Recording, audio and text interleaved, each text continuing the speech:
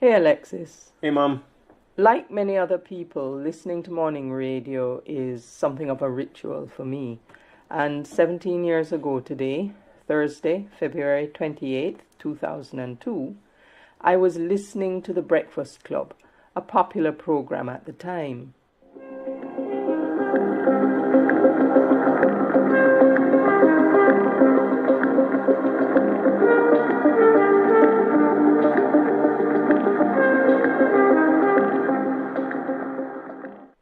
And the topic of discussion that morning was the ending of the West Kingston Commission of Inquiry.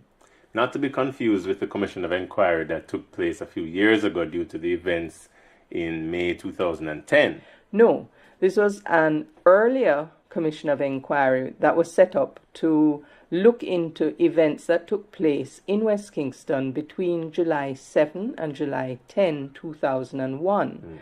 The police and the army went into West Kingston, and during that period of time, 27 people were killed, 25 civilians and 2 security officers. Okay. So that morning, the hosts on the Breakfast Club were, as usual, Tony Abrams and Beverly Anderson Manley, and their guest in studio was Anya Schnorr. And they began by reading the newspapers and specifically comments made by Velma Hilton, who remind me who she was again. She was the attorney who marshaled the evidence for the commission. Right, okay. Referring to the evidence that women dressed in nightwear and children as young as 6 to 12 formed a human shield for gunmen, she commented, "I do not understand the logic behind saying to both the police and soldiers that because there are women and children in front of the gunmen, they cannot fire. In my respectful submission, if the women and children are deliberately putting themselves between the law and order forces to enable those gunmen behind them to fire at the security forces and to fire at civilians, I for one do not understand why in all circumstances they cannot return the fire." I have not seen any evidence adduced before this commission which could lead me, looking at it from every quarter, to fault any member of the security forces who was out there that day, Miss Hilton said. Wow, that is an unbelievable statement to make. And it was a controversial statement at the time. Certainly it was.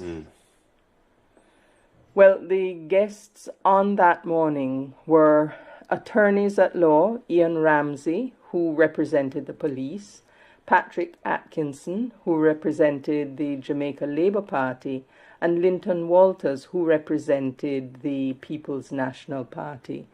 And Tony's first question represents a question that comes up repeatedly over the years, even till today. What has the inquiry achieved? Ian Ramsey responded in this way. Well, to transpose something said by Mark Hughes, Yes. that is when he said the medium is the message. The very fact of holding an inquiry is what's important. It's a process that's taking place. Just like in the courts, you don't expect, for example, people to stop murdering each other or stealing and so on. But you have a process, which in the courts you call due process, which must be gone through and which keeps the lid, as it were, on these things. Now, an inquiry of this sort is meant to allay public anxiety about something which has occurred and which is not fitted for the criminal courts, let us say, at this point in time, or at the point in time that it took place.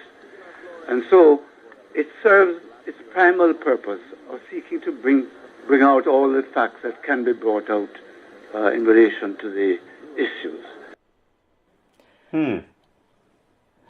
So some of the issues that were raised during the discussion that morning had to do with how did these people die, the fact that the Jamaica Labour Party withdrew from the Commission of Inquiry and the impact that their lack of participation had on the proceedings, and also the lack of voices of the residents from West Kingston, specifically given that about 15 persons had given statements to the Office of the Public Defender.